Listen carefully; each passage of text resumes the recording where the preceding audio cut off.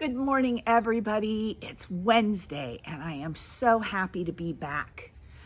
I thought that we would start with our good morning song, just like we always do. Are you ready? Way up in the sky, the little birds fly. Way down in the nest, the little birds rest. With the wing on the left and a wing on the right, they snuggle down deep all through the night. Shh, they're sleeping. Then the bright sun comes up and the dew falls away. Good morning, the little birds say. Good morning, everybody. Get your hands ready, put them behind your back. We're going to sing, Where is Thumpkin? Ready? Where is Thumpkin? Where is Thumpkin? Here I am, here I am.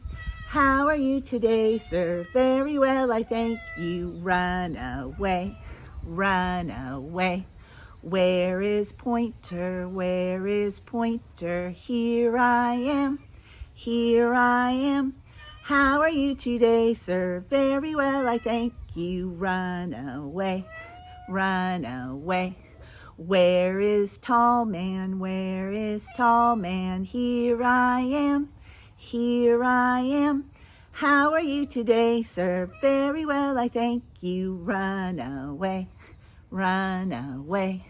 Where is Ring Man? Where is Ring Man? Here I am, here I am. How are you today, sir? Very well, I thank you. Run away, run away. Where is Pinky? Where is Pinky? Here I am, here I am.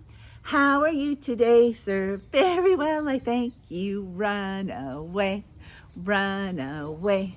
Where is the family? Where is the family? Here we are, here we are.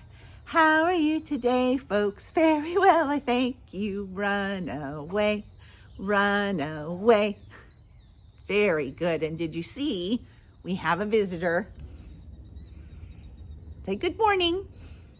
Meow. No? Okay, go play. Today, I am going to read you the story of Alexander and the terrible, horrible, no good, very bad day. Have any of you ever had a really bad day like that? I know I have. So, this book has a lot of words in it. So I'm going to read it to you and then I'm going to show you the pictures. Are you ready? Alexander and the terrible, horrible, no good, very bad day by Judith Viorst and illustrated by Cruz.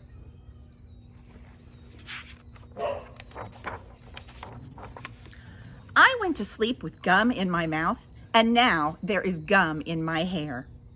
And when I got out of bed this morning, I tripped on the skateboard, and by mistake, I dropped my sweater in the sink while the water was running. And I could tell it was going to be a terrible, horrible, no good, very bad day.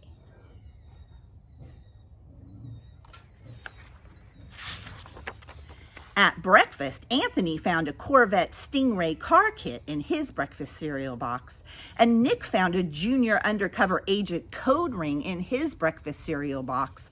But in my breakfast cereal box, all I found was breakfast cereal. I think I'll move to Australia.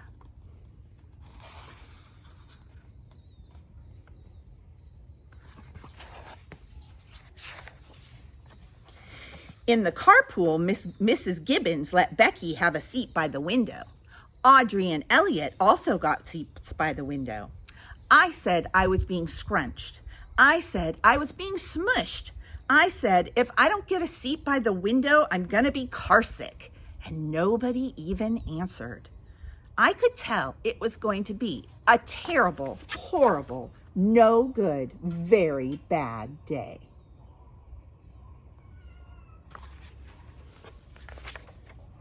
At school, Mrs. Dickens liked Paul's picture of the sailboat better than my picture of the invisible castle. At singing time, she said I sang too loud. At counting time, she said I left out 16. Who needs 16? I could tell it was going to be a terrible, horrible, no good, very bad day.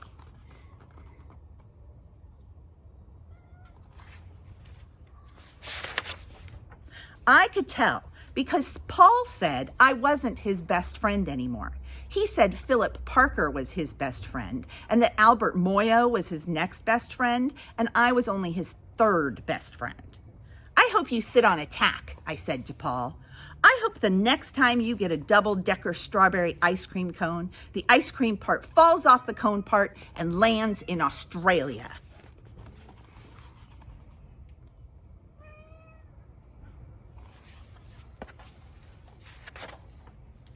There were 2 cupcakes in Philip Parker's lunch bag, and Albert got a Hershey bar with almonds, and Paul's mother gave him a piece of jelly roll that had little coconut sprinkles on the top. Guess whose mother forgot to put on dessert? It was a terrible, horrible, no good, very bad day.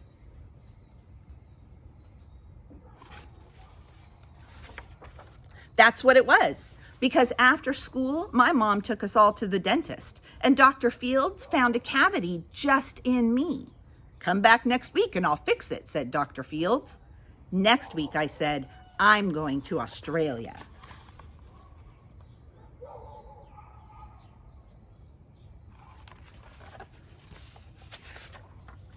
On the way downstairs, the elevator door closed on my foot. And while we were waiting for my mom to go get the car, Anthony made me fall where it was muddy. And when I started crying because of the mud, Nick said I was a crybaby.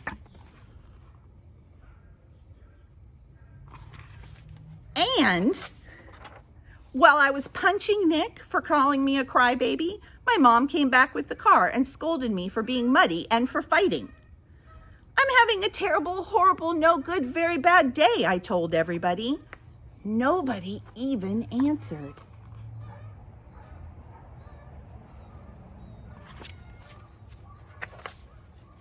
So then we went to the shoe store to buy some sneakers.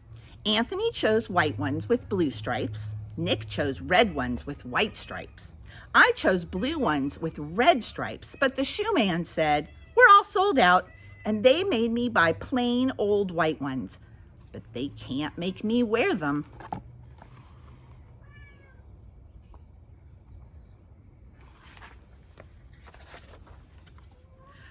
When we picked up my dad at his office, he said I couldn't play with the copy machine, but I forgot. He also said to watch out for the books on his desk, and I was as careful as I could be, except for my elbow. He also said don't fool around with his phone, but I think I called Australia. My dad said, please don't pick him up anymore. It was a terrible, horrible, no good, very bad day.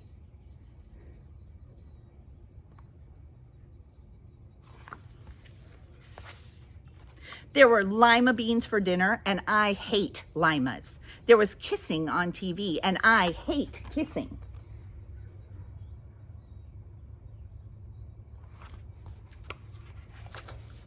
My bath was too hot. I got soap in my eyes. My marble went down the drain, and I had to wear my railroad train pajamas.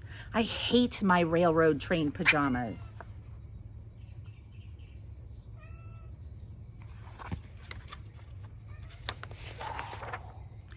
When I went to bed, Nick took back the pillow he said I could keep, and the Mickey Mouse nightlight burned out, and I bit my tongue.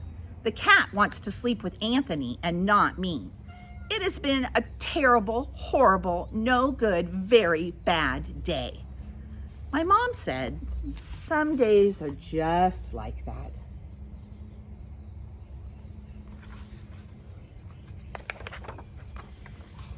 Even in Australia. The end. Ba-dum-bum. Have you ever had a terrible, horrible, no good, very bad day? I know I have. And I know that going to sleep at the end of those days usually makes it so much better. Just remember, they don't last forever. And even in Australia, people have terrible, horrible, no good, very bad days. All right, I will talk to you later.